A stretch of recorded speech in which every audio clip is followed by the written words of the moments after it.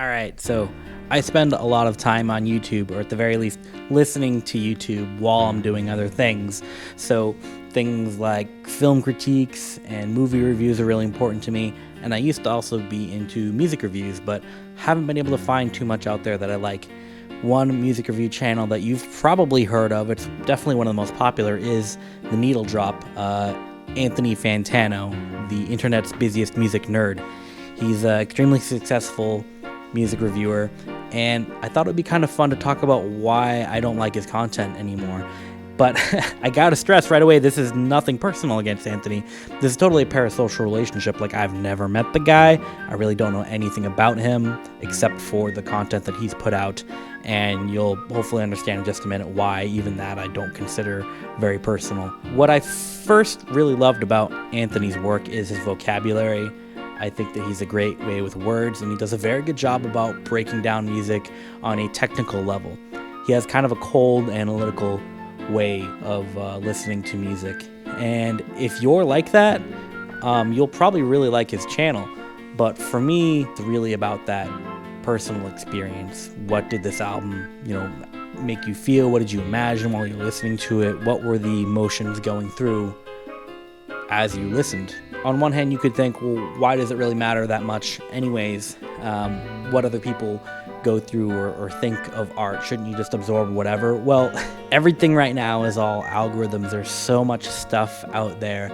I think that curators play a more important role now than ever, because if you don't take an active stance in finding art to better your life, if you don't actively partake in the curation and think about what it is you're looking for, really, you're just going to keep getting fed the same things, and that's going to shape you in different ways. I think it's important for everyone to think about what they want from art, what they want from these things that they consume, and curation plays a big part in that. And that's why this is important to me. That's why I think it's worth talking about how I would find utility in some reviewers versus others. So, in general, though, one thing Anthony's got down really well is consistency. And I would say being consistent is the most important thing you can do as a reviewer, because as people get to know your work over time, they can then interpret your reviews and reflect it upon their own taste. Like, for example, Roger Ebert. I had very different taste than the late Roger Ebert. And so there was a lot of utility there. I would look at his reviews, and if he hated something, I would pay attention to it, because it means it's not for Roger, but it might be for me. But with Anthony, I couldn't really quite do that in the whole level. I did, though, understand that on a technical point, since that's kind of mostly what Anthony's focused on. Even that, I have very different taste than him. So, like, for example, Anthony did a Q&A where someone asked him, oh, what headphones do you use? What do you listen to music on? He recommended a pair, and I actually bought a pair of headphones based on his recommendation, the AKG K240s, these stereo monitors here. I trusted him at the time. I went out and I bought them to my ear, to my taste. I think these sound terrible. Point is, I know that even on a technical level, I would disagree with him on most stuff, which is cool. Like, there's utility in understanding that, but without getting personal, you're still missing so much. And the reason why I keep harping on Anthony not being personal, here's a good example. There was a rapper went by the name Milo, and he had this album called Toothpaste Suburbs. And there's a line in the album where he literally references Anthony's channel. There's a line where he goes, download the entire Needle Drop archive to your hard drive. And like, Anthony's being called out specifically. The art is trying to have a direct communication with him, and his review is so cold and analytical and impersonal that he completely ignores it. He doesn't even reference it, which is so bizarre to me. Like, how do you not engage with this? On one hand, though, I really can't necessarily blame him when I think about how much pressure that must be, having so many fans online. You probably don't want to get too personal, because it's a dangerous, wacky internet out there. The guy's very popular. A lot of people see his stuff. If you look at Anthony's other channel, he has like this meme review channel that is very satirical, and he's always playing a character of himself. I would kind of say his sense of humor is a lot like South Park, just meaning the stance is very vague. Everything sucks. Everyone's stupid.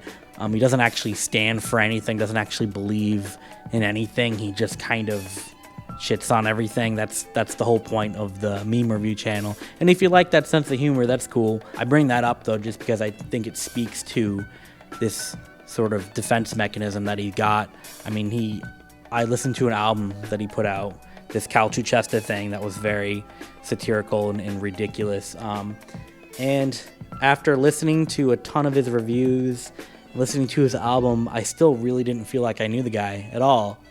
And so if I don't know you, how am I supposed to interpret your opinion of something? A good example of a review that I really loved actually came from Anthony Fantano's buddy Frank Javci. He did a review of the album Mega by the artist Blank Banshee, and all he did was he went through each track.